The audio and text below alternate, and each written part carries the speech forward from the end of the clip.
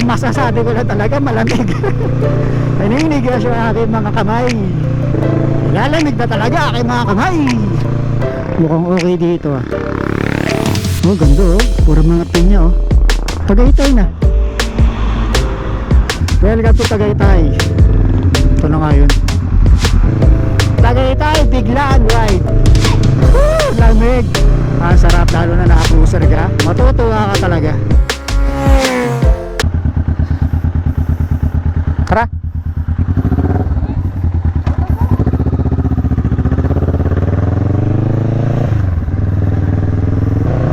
At napakasaya ng aming activity kaganina. So pupunta ako ng Tagaytay. Out na po kayo, sir. Yes sir.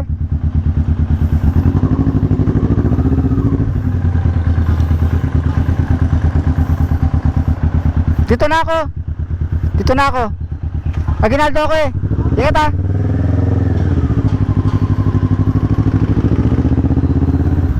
Di makasama yung tropa kasi kailangan niya raw umuwi agad ng bahay kasi wala raw kasama niya yung kanyang mga anaks. Mga anaks ka. Tayo muna ang alis. Pupunta Tagaytay. Pupunta natin isang tropa. Ayan, magtatagaytay tayo sa may Mahogany. And then sabi niya meron daw siyang na-prepare na paihaw. So mag-iihaw-ihaw kami ron sa Mahogany. So medyo inaabot na tayo ng gabi. Ay naku, gabi. Ng hapon. So ito dito tayo sa may Carmona ulit. At meron tayong dinaanan na isang shortcut. So hanapin natin yung Carmona Binyan Bypass Road. Sana hindi ako lumagpas. Wait lang mga kaibigan. At may tumatawag. Ganda rito oh. Hindi lang ako nakadaan dito. Ganda ng kalsada. Medyo maluwag. Saka puro puno. Maluwag.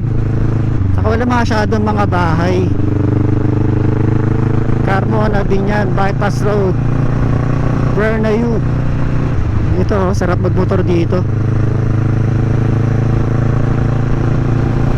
Saka wala masyadong mga sasakyan. Ba? Kaya ako okay. Saan maganda yung klima ngayon yung panahon. Masyadong mainit, katamtaman yung lamig. Para ka nasa probinsya rin eh.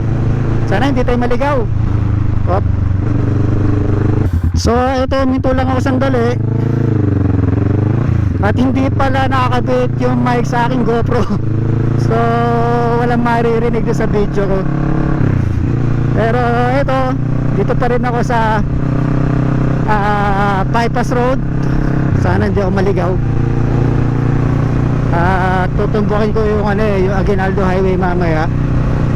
Dito sa kalsada na to, puro paakyat siya. Ayan oh. Puro paakyat. Yeah. Kaya medyo ingat-ingat lang. Puro twisties. Pwedeng twisties. Akit na ba itong kalsada na to? Oh, ganda rin oh. Puro puno. Maganda ang klima. Mahangin, malamig. Okay no, okay din mag-ride dito. Saka wala masyadong sasakyan no. Pero napakatahimik dito sa gabi. Sa madaling araw. Puro may kabahayan konti. Puro puno. At may aso. Yung bata sa kalsada mga naglalaro. Maliwalas dito. Mukhang masarap tumira dito no? Kahit simple lang ang buhay. Malamig, dami puno. Ayos na ayos. Diba? Sarap siguro mag-inom dito sa gabi. Wap. Gusto ko huminto sandali. Gusto kong check-in kung nasa tamang ruta ba ako. Kaya hinto muna tayo. Ayun, ang sabi raw is dire-diretso lang at walang liliko. Bawal lumiko, dire-diretso. So yan. Yan, tinaas ko yung bicycle para kasi tunog parang nasa ko pag nakababa itong bison. So medyo bilisan ko na lang konti para hindi ako buti ng gabi at matraffic dun sa sa Tagaytay. Sarap dito, masarap. Mahangin, malamig. Medyo giniginaw na nga ako eh. Parang nasa tuktok na tayo ng ano, parang nasa bundok na tayo eh. Burol. Maganda rito. Ayun na, biglang pababa oh. Diba, nakakagulat. May biglang bubulagasin na pa-dive na yung motor mo. Ito, paahon. Diba, medyo unpredictable. Pero enjoy. Kasi wala masyadong sasakyan, no? Diba? Medyo puro twisties. Puro twisties dito. Kaya ingat tayo. Pababa. Oh ha, diba? Palight. Oh, yeah. Maganda rin ano tourist ano to, destination, yung mga nagmomotor. Kung galing ka na north, so mag-exit ka na sa Carmona, no? Exit Carmona. Tapos dito ka na dadaan sa Carmona bypass. Then yun, papunta ka ng Tagaytay. Daming lupa. Ito na yata yung pakanan. Diretso lang. Tapos ang tumbok nito parang ano na yata, Aguinaldo Highway. Oo, dapat. Malamig. Di ko suot yung guwantes ko kasi gusto ko mahawakan agad yung cellphone, tapos makapagpindot-pindot ako na maayos. Opsan ba? Teka, baka maligaw na ako. Hindi ko alam eh. Ito nga, sandali. Dito tayo tumatagal sa pahinto-hinto. Wait lang. Aray ko naman. Ayun, at malapit-lapit na pala tayo sa Aguinaldo Highway. Ilang kembot na lang. Kaya natin Tagaytay. So doon tayo pupunta. At tayo ay kakain na inihaw na baka. So ito puro mga bahay-bahay na itong mga nandito. Hanapin ko na lang yung papuntang Aguinaldo Highway. So malapit-lapit na tayo. Medyo kinakabahan. Syempre palagi naman ganun tuwing may dadaan akong lugar na di mo masyado kabisado. Katulad nito, di ba? Kaya di maiwasan yun. Pero exciting at adventure. Di ko makakalimutan to. Kagaya ng ibang mga rides natin, di natin makakalimutan at tatatak yan palagi sa ating isipan. Yung mga masayang ala-ala. O di ba? Kaya kayong mga iba dyan, palagi tayong gumawa ng pagkakataon para tayo makapag-enjoy, makapag-relax, diba? Pilitin natin para mabawasan yung ating mga stress, ating mga iniisip na problema, para sa ganun tayo na may sumaya at magkaroon ng ngiti sa ating mga mukha. Oops. Opya. Ingat-ingat sa overtake. Ganda ng bagong Gixxer ngayon, oh. Yung naked, ang ganda. Yan pa yung bago. Yun nandun sa yung naka-blue na pantalon. Ganda ng harap eh. Yun, R15. Nice one. Ito, oh. Ito yung luma. At malapit-lapit na tayo sa Aguinaldo. Konting ligo na lang. Aguinaldo Highway na. At ako'y nilalamig. At maya susuotin ko yung aking guwantes. What? Saan to? Okay. Basta dire-diretso lang daw. Sarap.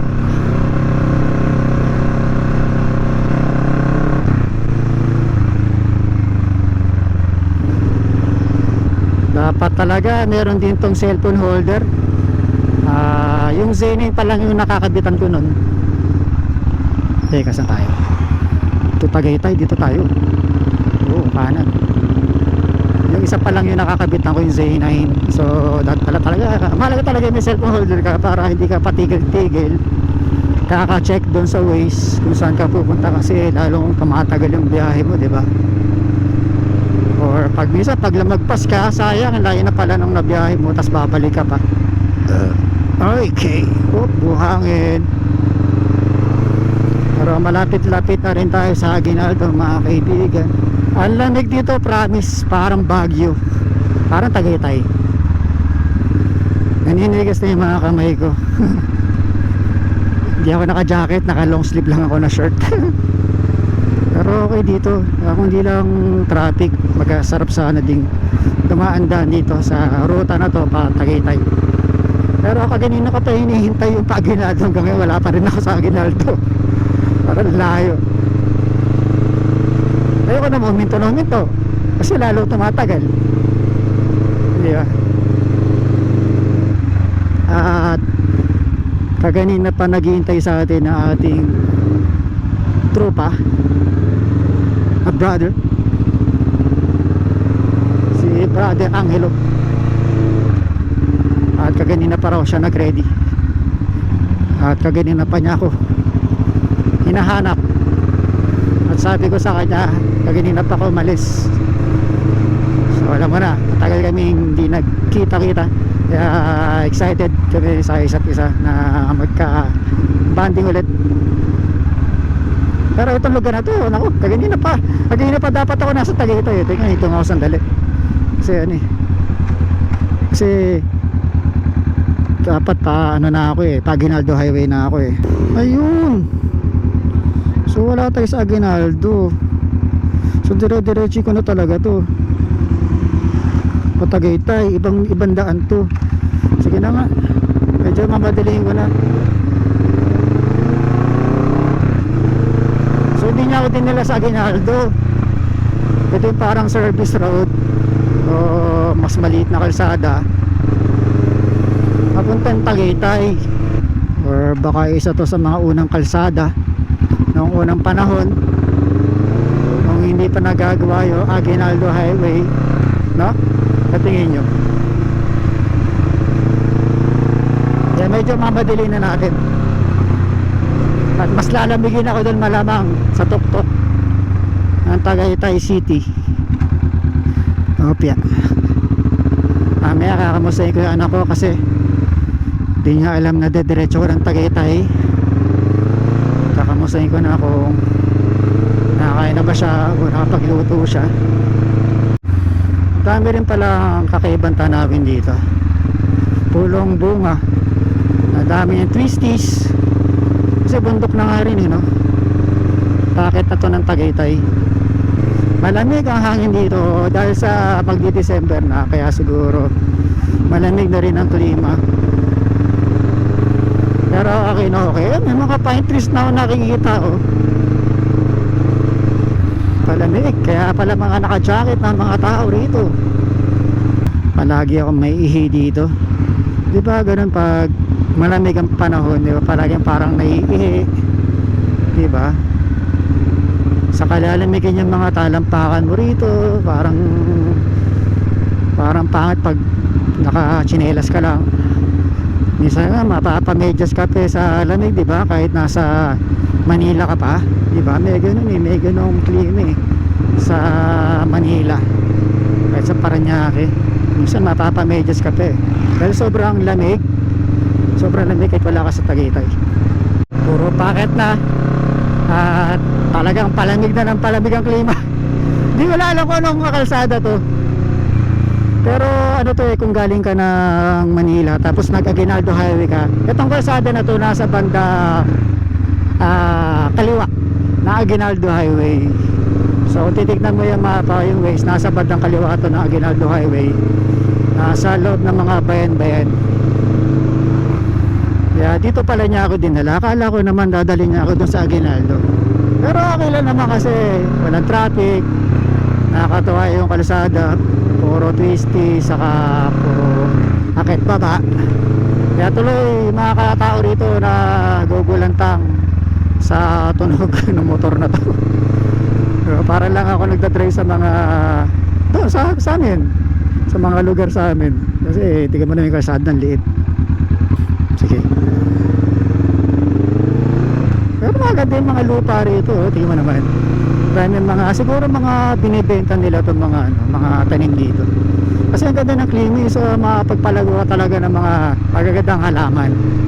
Diba? Kaya siguro dami mga naka-display kasi negosyo nila rito yan, yung mga paghahalaman. Pamumulaklak. Yan. Kakaiba tong ruta na daanan natin. Nakaka-enjoy din kasi first time ko lang pumadaanan compared dun sa Aguinaldo Highway na matraffic din, saka bibilis ng mga, diba, bibilis ng mga sasakyan. Ito okay naman. Mas masarap siguro kung mayroon akong cellphone holder dito, no, para dire-diretso lang. Tapos titingin-tingin na lang ako dun sa cellphone para malaman ko kung nasa tamang ruta na ako dun sa mapa, diba? Pero ang masasabi ko lang talaga, malamig. Naninigas yung aking mga kamay. Ganun tanawin, no? May mga pine trees, may coconut. Ang tumbok nito Tagaytay na. Tagaytay na yung tumbok.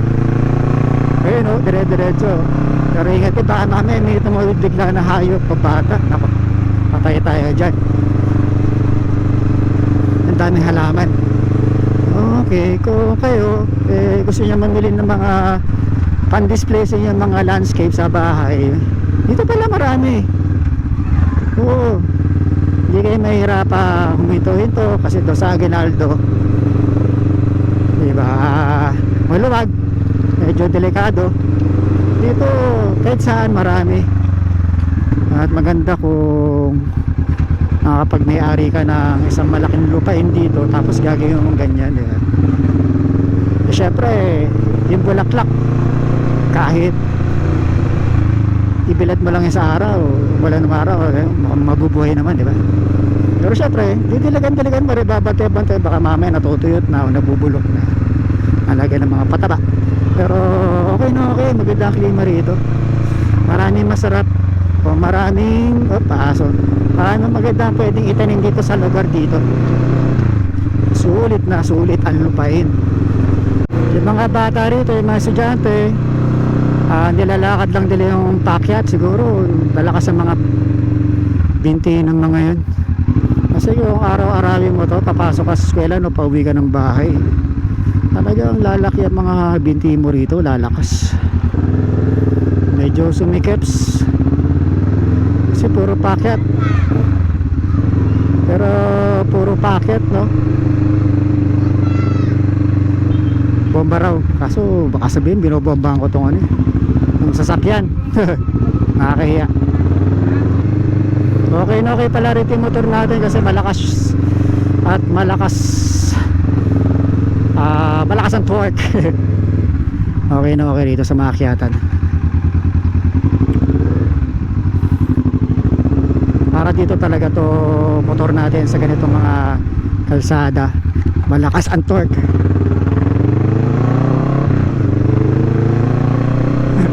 Tumalbog ako rin.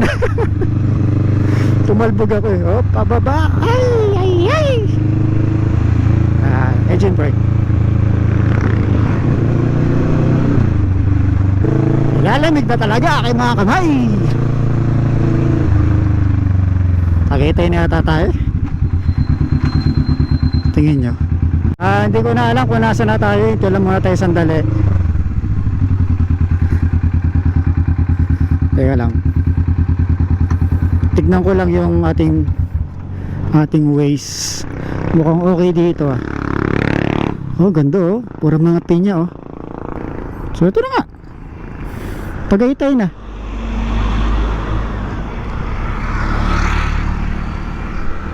Tagaytay na to. Picture nga tayo sandali. Yan. Diba? Nainggit ako rin sa mga magjowa eh. So Tagaytay na to. Tara na, konting tisa lang. So mga 200 meters daw. 200 meters. Ayan. Dito na nga. Ito na yun. Welcome to Tagaytay. Nice one. Ito na. at mas lumamig pa. Nakarating din tayo ng Tagaytay mga kaibigan. Gusto ko sana pumunta doon sa sa Palace in the Sky. Doon yung memorable place na una kong pinuntahan lugar nung ako ay nakapagmotor. Big bike, picture. So yun yung memorable sa akin. At simula nun, ang dami ko na palang naging motor, no? So yun yung start ng isang magandang start. Medyo ma-traffic dahil Tagaytay na nga, nasa taas na tayo. Tagaytay ay Tagaytay South Ridge. Legit. Ito na nga yun. Pero malapit na to sa Palace in the Skies Traffic lang. Ito tayo Mahogany na medyo lumuwag.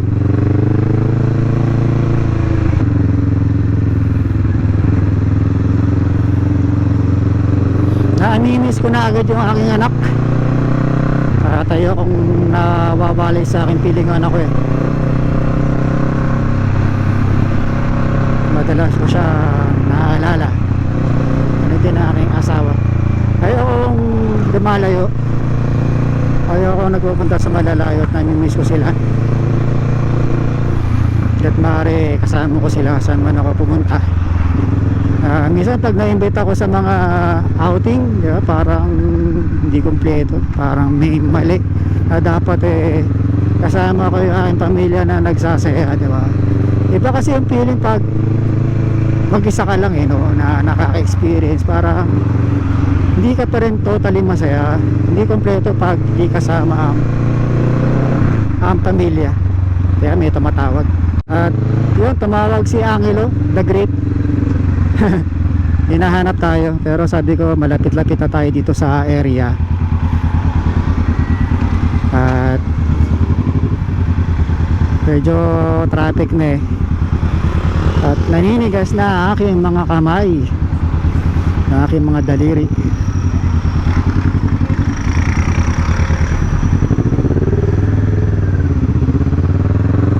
Yun, lumuwag din.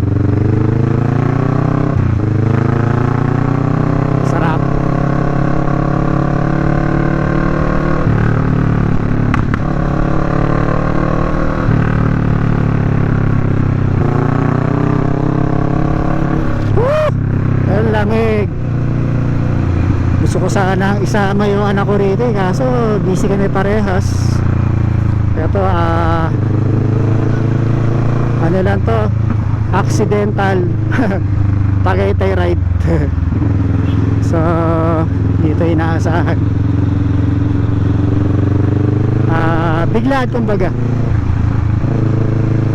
Tagaytay biglaan ride. Ano kaya yung motor na yan? Parang Yamaha PG1. Yatin na lang. At nandito na tayo sa Rotonda. Yan ang sikat na Rotonda dito sa Tagaytay. At pag nakita niya, sabihin hindi ka nagkamali sa iyong pinuntahan. Yan. Dahil sobrang ganda dito sa lugar na to. Sulit na sulit ang punta, sulit ang hirap sa pagdadrive. Ito, sana hindi traffic.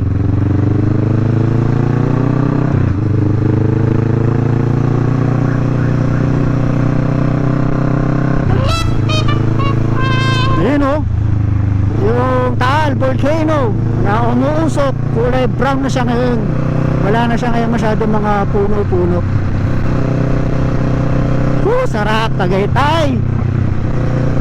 Ngayon lang ulit ako napagmotor dito.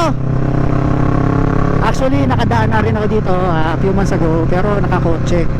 Kasama ko yung family, pumunta kami ng Matabong Cay. Yun, mabuti, walang traffic. lamig. Ang sarap lalo na naka-cruiser ka. Matutuwa ka talaga. Iba pakiramdam pag naka-cruiser. Kagabi nga pala, no, may nag-offer sa akin na i-trade daw yung kanya Kymco Exciting 400, pero nagdalawang isip ako, hindi ko muna na-replyan. At mababa pa yung kanyang odometer, no? 1,400, so mapapaisip talaga ako. Kasi dati yun sana ang plano ko, pero hindi natuloy. At ito, dumating na nga, may nag-offer sa akin, pero di ko ma-reply, hindi ko mapag-decide. Kasi ang dami ko na rin pinagdaanan sa motor na to, ang dami na namin pinagdaanan na hirap at saya. Ang dami na namin pinagdaan ng hirap, di ba? Ang dami na namin pinagdaan ng kaligayahan. So bakit ko siya i-let go, ipagpapalit, di ba? Saka unang-una mataas ang Exciting 400. Eh dito mababa, relax pa ang position mo. Magaan nga yung Exciting, pero iba pa rin yung thrill dito. Daman-dama mo lahat ang lamig. Daman-dama mo lahat ng usok. Langhap na langhap mo, dikit na dikit sa iyong mga leeg at katawan ng usok. Kaya pag ikay hinalikan ni Mrs. sa leeg, siya ay mapapa. Ow! Ang baho mo. Hindi ko nga. O sasabihin, ang sarap mo kasi ang alat mo, diba? May lasa ka na eh.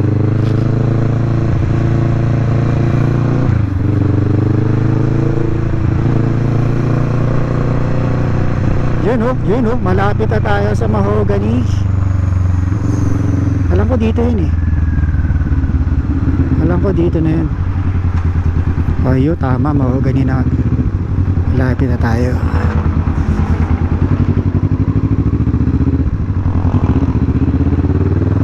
At excited na ating brother na si Angelo. Kanina pa niya tayo inaantay. Kanina pa raw niya pinakuluan ang iihawin niya. At sobrang tender na baka.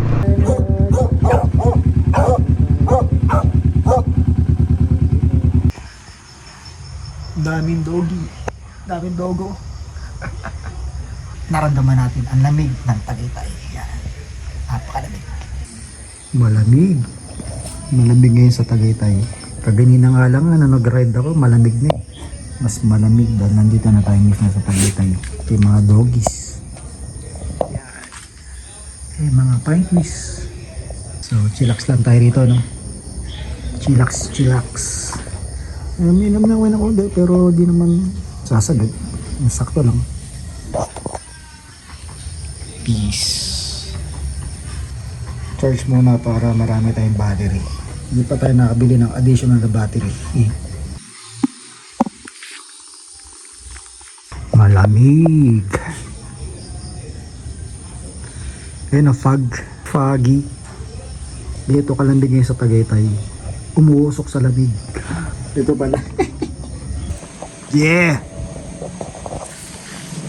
Ooh. Fly high. Yeah, boy. Di natin maubos yan, uy. Yeah. Always I wanna be with you.